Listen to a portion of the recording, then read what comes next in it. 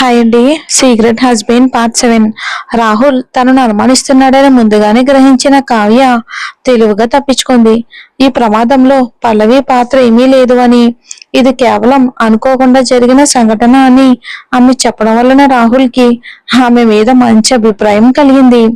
ముఖ్యంగా ఆమె వీల్ చైర్లోనే ఏదో లోపం ఉంది అని చెప్పింది కాబట్టి, ఒకవేళ పల్లవి తన మీద లేనిపోనివి కల్పించి చెప్పినా, లేదా అక్కడ ఏం జరిగిందో అదే విషయం చెప్పినా సరే, రాహుల్ ఆమె మాటలు నమ్మే ప్రసక్తే లేదు. ఇక అంతేకాకుండా పల్లవిని అతను అనుమానించే ఛాన్స్ కూడా ఉంది.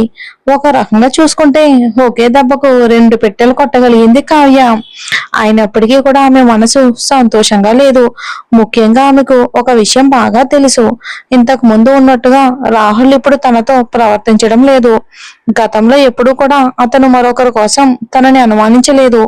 ఇలా నిలదీసిన పరిస్థితి కూడా ఎప్పుడూ రాలేదు.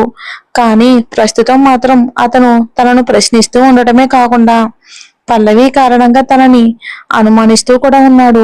పరిస్థితిని అర్థం చేసుకున్న కావ్య ఏదో ఒక రకంగా చిన్న ట్రిక్ ప్లే చేసి తప్పించుకుంది. ఆమె గతంలో కూడా ఇలాంటి పనులు ఎన్నో చేసింది. తన చేతికి మట్టి అంటకుండా తప్పించుకోవటం ఆమెకు వెన్నతో పెట్టిన విద్య. పల్లవిని తలుచుకుంటూ కోపంగా పిడికిలు బిగించింది. ఆమె మొహం కోపంతో ఎర్రబడింది. ఏదో ఒక రకంగా రాహుల్ జీవితంలో నుండి పల్లవిని శాశ్వతంగా దూరం చేయాలి అని ఆమె ఆ క్షణంలో డిసైడ్ అయ్యింది. మరోవైపు మంచం మీద ఏదో కలవరిస్తూ ఉంది పల్లవి. ఆమె ఎదురుగా ఉన్న రాహుల్ ఆమెను అసహ్యంగా చూస్తూ ఉన్నాడు. నువ్విప్పుడు ప్రెగ్నెంటా అని అతను కోపంగా ప్రశ్నించాడు. పల్లవి ఏదో సమాధానం చెప్పేలోపు వెంటనే అబార్షన్ చేయించుకో అని గట్టిగా అరిచాడు. అది జరగని పని అని పల్లవి గొంతు చించుకుంది. వెంటనే ఆమె ఒక్కసారిగా ఉలిక్కిపడి కళ్ళు తెరిచి చూసింది. ఆమె కొళ్ళంతా చెమటలతో తడిచిపోయింది. ఆమె కళ్ళ ముందు రాహుల్ కనిపించడం లేదు. తెల్లని గోడలు మాత్రమే ఆమెకు వికరిస్తూ కనిపిస్తూ ఉన్నాయి. ఇదంతా తన కళ అని అర్థం చేసుకున్న పల్లవి తను ప్రస్తుతం హాస్పిటల్లో ఉంది అని గ్రహించింది.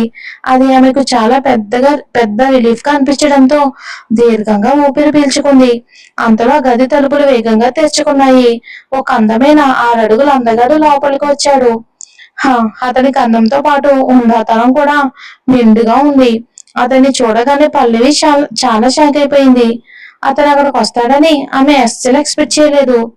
నువ్వు ఇక్కడ ఏం చేస్తున్నావు ధ్రువ అని అయోమయంగా చూస్తూ అడిగింది పల్లవి. అనుకోకుండా నేను నిక్కీని కలుసుకున్నాను. ఆమెకు అర్జెంట్ మీటింగ్ ఉందంట.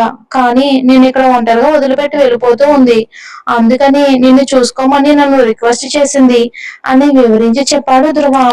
అసలు తను కళ్ళు తిరిగి పడిపోక ముందు ఏం జరిగిందో ఒక్కసారి గుర్తు చేసుకోవటానికి ప్రయత్నించింది పల్లవి. ఆమెకి ఎంతకీ కూడా గుర్తుకు రాలేదు. కానీ తనకు విపరీతమైన కడుపు నొప్పి వచ్చిందని మాత్రం ఆమె గుర్తు చేసుకుని తన కడుపును పట్టుకుంది. కడుపులో ఉన్న బిడ్డకి ఏమీ కాలేదు కదా అని ఆమె ఆందోళన పడింది. డాక్టర్స్ ఏం చెప్పారు? నా బేబీ అని ఆమె ఏదో చెప్పేలోపే ధ్రువ ఆమెకు దగ్గరగా వచ్చి నువ్వేమీ టెన్షన్ పడకు, డాక్టర్స్ నిన్ను చెక్ చేశారు, నీ బేబీకి ఏమీ కాలేదు అని సున్నితంగా సమాధానం చెప్పాడు ధ్రువ. ఆ మాట వినగానే పల్లవి హాయిగా ఊపిరి పీల్చుకుంది. థ్యాంక్ యూ ధ్రువ అని నవ్వుతూ చెప్పింది పల్లవి. మన మధ్య ఫార్మాలిటీస్ ఎందుకు? అది సరే కానీ నువ్వెప్పుడు పెళ్లి చేసుకున్నావు నాకు చెప్పనే లేదే. ఇంతకీ మీ హస్బెండ్ ఎక్కడ ఉన్నాడు? తన నెంబర్ ఇచ్చావంటే కాల్ చేసి ఇక్కడికి రమ్మని పిలుస్తాను అని నవ్వుతూ అడిగాడు ధ్రువ. వద్దొద్దు, తనకి కాల్ చేయాల్సిన అవసరం ఏమీ లేదు అని ముభావంగా చెప్పింది పల్లవి. ఎందుకు అని అయోమయంగా అడిగాడు ధ్రువ. తన భర్తను హాస్పిటల్ కి ఎందుకు పల్లవి పిలవటం లేదు అనేది అతనికి అర్థం కావట్లేదు. కానీ ఆ క్షణంలో ఆమెకు మాత్రం ఏం సమాధానం చెప్పాలో తెలియడం లేదు. చట్టపరంగా తను రాహుల్ కి భార్య అయినప్పటికీ కూడా అతను మరొక ఆడదానితో తిరుగుతూ ఉన్నాడు. అటువంటి వ్యక్తి గురించి మరొక మగాడితో ఏ ఆడదైనా నోరు తెరిచి ఎలా చెప్పగలదు? ఆమె మౌనంగా తలదించుకుని ఉండటంతో ధ్రువ కూడా ఆమె పరిస్థితిని అర్థం చేసుకున్నాడు. ఇక దాని గురించి మాట్లాడకుండా టాపిక్ డైవర్ట్ చేయడానికి అతను ట్రై చేశాడు. ఇప్పుడు ఎలా ఉంది పల్లవి అని ఆందోళనగా అడిగాడు ధ్రువ. అతనికి పల్లవి పట్ల ఎందుకనో మొదటి నుండి ఒక రకమైన ఆకర్షణ ఉండేది. ఆమెను తన లైఫ్ లాంగ్ పార్ట్నర్ గా చేసుకోవాలి అని అప్పట్లో ఆశపడ్డాడు ధ్రువ. కాలేజ్ అందగాడైన ధ్రువ కోరుకుంటే ఎంతో మంది అందమైన అమ్మాయిలు అతని ఇంటి ముందు క్యూ కడతారు. కానీ పల్లవి మాత్రం అతన్ని పెద్దగా పట్టించుకోలేదు ఎప్పుడు. ఆమె మొదటి నుండి రాహుల్ని మాత్రమే ప్రేమించింది. నేను బాగానే ఉన్నానులే, అది సరే కానీ నీ ఫోన్ నెంబర్ ఇవ్వు, నేను నా వాట్సాప్ కి యాడ్ చేస్తాను అని నవ్వుతూ అడిగింది పల్లవి. ఆమె బాధ మర్చిపోవడానికి బలవంతంగా నవ్వుతూ సంతోషాన్ని నటిస్తూ ఉంది అని ధ్రువకి బాగా తెలుసు. అయినప్పటికీ ఆమె తన నెంబర్ అడగడంతో అతను ఆశ్చర్యపోయాడు. అతని కళ్ళల్లో కనిపించిన ఆశ్చర్యాన్ని పల్లవి కూడా గుర్తించింది.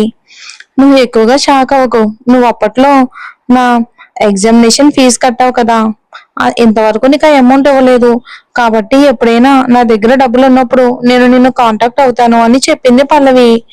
ఓ అదా, అయినా నీకు వాట్సాప్ చేయలేను అని కనుబొమ్మలు ఎగరేస్తూ చెప్పాడు ధ్రువ.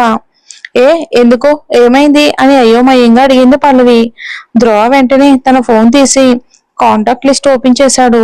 ఆ తర్వాత పల్లవికి మెసేజ్ పంపించి ఫోన్ ఆమెకి ఇచ్చాడు. నువ్వే చూడు తల్లి, నన్ను ఎప్పుడో బ్లాక్ చేశారు, నేను నీకు మెసేజ్ పంపించినా సరే నీకు రీచ్ అవ్వదు అని నవ్వుతూ చెప్పాడు ధ్రువ. ఆ మాట వినగానే పల్లవి మౌనంగా ఉండిపోయింది.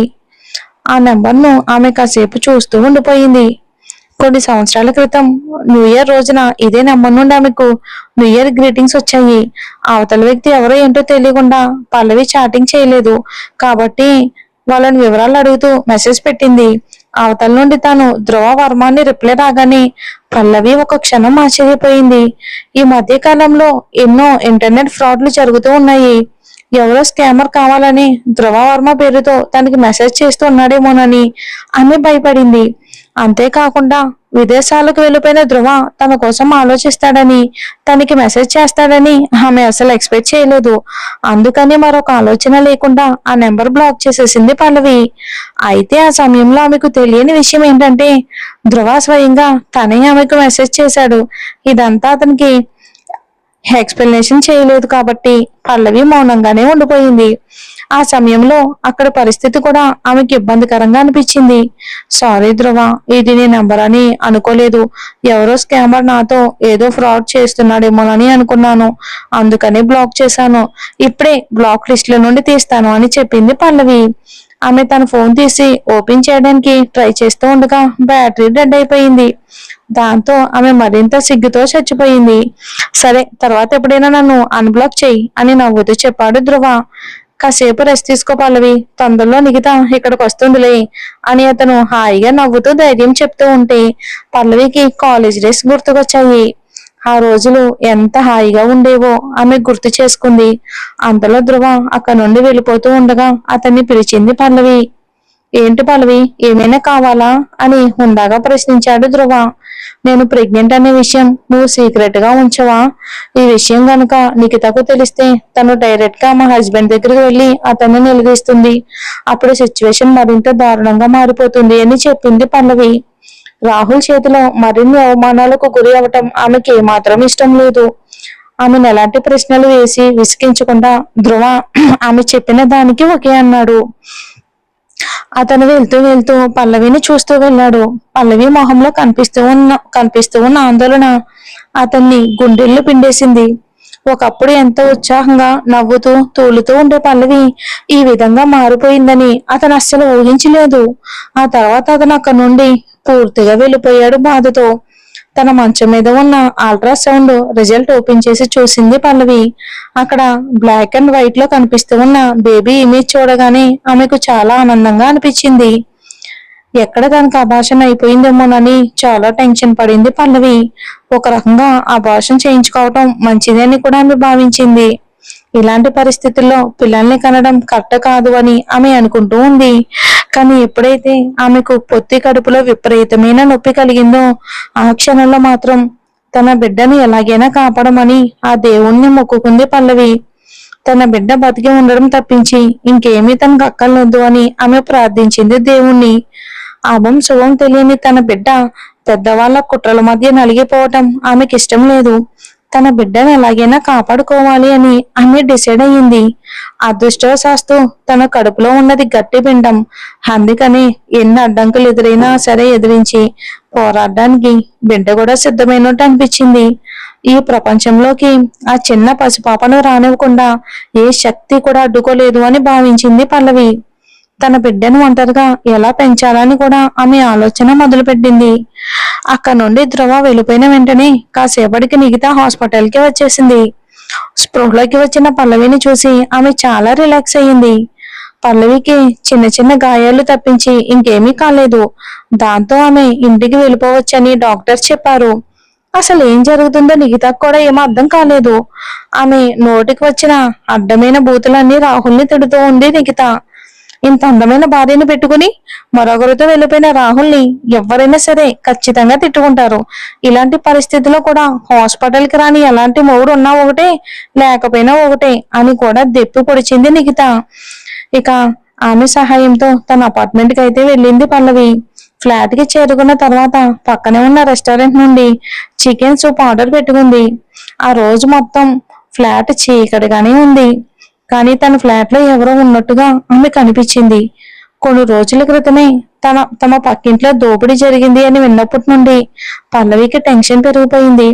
ప్రస్తుతం తన ఫ్లాట్ లో ఎవరో ఉన్నట్టు అనిపించడంతో అక్కడ నుండి పారిపోవడానికి ఆమె సిద్ధమైంది. అయితే ఆమె ముందుకు కదిలేలోపే ఒక నల్లటి ఆకారం ఆమెను బలంగా పట్టుకుంది. తనను పట్టుకున్న వ్యక్తి ఎవరో చూద్దామని అనుకుంటూ వెనక్కి తిరిగింది పల్లవి. అంతలో ఆ గదిలో లైట్లు వెలిగాయి. తను ఎదురుగా ఉన్నది మరెవరో కాదు, తన భర్త రాహుల్ అని ఆమె గమనించింది. పల్లవి అతన్ని చూడగానే ఆమె మొహంలో రంగులు మారిపోయాయి. ఏంటి, నన్ను చంపేయాలి అనుకుంటున్నావా? నేనంత పరైవాణ్ణి అయిపోయానా అని ప్రశ్నించాడు రాహుల్. అతను అలా నవ్వుతూ అడిగేసరికి పల్లవి ఆశ్చర్యపోయింది. ఇంతకు ముందే తనను తోసుకుంటూ తను కింద పడిపోయినా సరే పట్టించుకోకుండా కావ్యాన్ని తీసుకుని వెళ్ళిపోయిన రాహుల్ ఇప్పుడు తన దగ్గరికి మళ్ళీ ఎందుకు వచ్చాడో అర్థం కాక అయోమయంగా చూస్తూ ఉండిపోయింది. అంతలో ఆమె ఆర్డర్ చేసిన చికెన్ సూప్ అక్కడికి వచ్చింది. డెలివరీ బాయ్ కి రాహుల్ డబ్బులు ఇచ్చి పార్సెల్ డస్ట్ బిన్ లో వేసేశాడు. అది చూసి పల్లవికి ఒళ్ళు మండిపోయింది. ఆమె అప్పటికే బాగా అలసిపోయి ఆకలితో ఉంది. ఏదో ఒకటి తొందరగా తినాలి అని అనుకునే లోపే రాహుల్ తన నోటికాడ కూడును అలా నేలపాలు చేయటమే తట్టుకోలేకపోయింది పల్లవి. కానీ అతనితో వాదించేందుకు కూడా ఆమెకి ఏమాత్రం ఓపిక లేదు. చెత్తబుట్ట వైపుకే ఆమె చూస్తూ ఉండిపోయింది. ఏదో ఒక రోజు తనను కూడా ఇలాగే చెత్తలో పడేసినట్టు రాహుల్ పడేస్తాడు అని ఆమెకు అనిపించింది. ఏదో ఒక క్షణంలో అతను ఆమెకు విడాకులు ఇస్తాడు అని కూడా పల్లవి ముందుగానే ఫిక్స్ అయిపోయింది. ఏంటి, ఆ డస్ట్ బిన్ వైపే చూస్తూ ఉన్నావు? నీకోసం నేను ఒక టేస్టీ ఫుడ్ ఆర్డర్ పెట్టాను, తొందరగానే వస్తుంది అని నవ్వుతూ చెప్పాడు రాహుల్.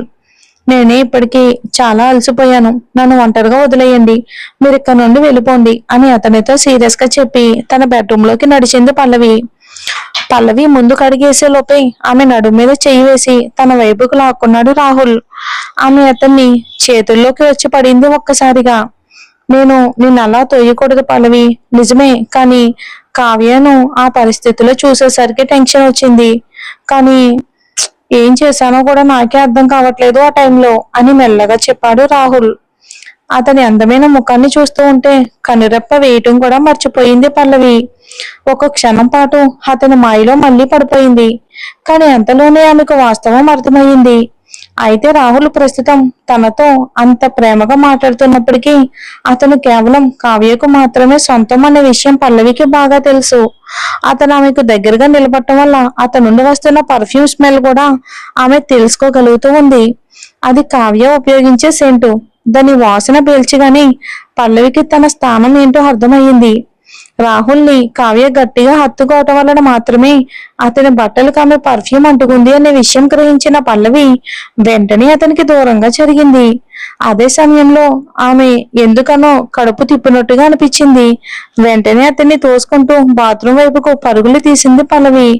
బాత్రూమ్ లోకి వెళ్లి వాంతులు చేసుకున్న తర్వాత పల్లవికి చాలా రిలాక్స్ గా అనిపించింది. ఆమె నోరు కడుక్కొని బాత్రూమ్ లో నుండి బయటికి రాగానే ఆమె కోసం సీరియస్ గా ఎదురు చూస్తూ ఉన్నాడు రాహుల్. ఇక ఆమె చెయ్యి పట్టుకుని తన వైపుకు లాక్కున్నాడు. ఆమె కళ్ళల్లో కళ్ళు పెట్టి చూస్తూ, ఏమైందో నిజం చెప్పు, నువ్వేదో దాస్తున్నావు కదా నా దగ్గర అని సీరియస్ గా అడిగాడు రాహుల్. మరి ఇప్పుడు తను ప్రెగ్నెంట్ అన్న విషయం చెప్తుందో లేదో మరి వచ్చే ఎపిసోడ్ లో చూద్దాం.